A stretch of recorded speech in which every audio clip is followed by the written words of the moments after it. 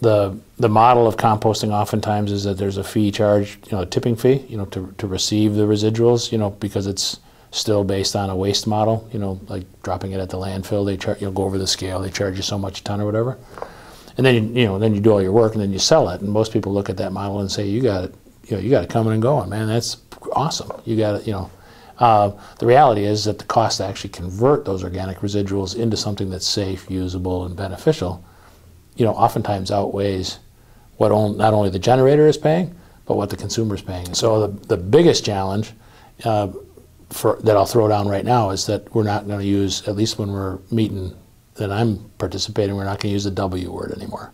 I mean, it can't be talked about as waste. As a matter of fact, I was on a technical advisory committee with the DNR, and we actually rewrote all of the DNR guidelines. And if you look in our guidelines in the state of Wisconsin now, it refers to yard residuals and food residuals. It doesn't call them yard waste, and it doesn't call them food waste anymore. The reason why is because you've got to change that paradigm. The reality is that you've got to change the model. You've got to change the perception of the value of that material. And you've got to start looking at where its value is to the end user, what changes it makes.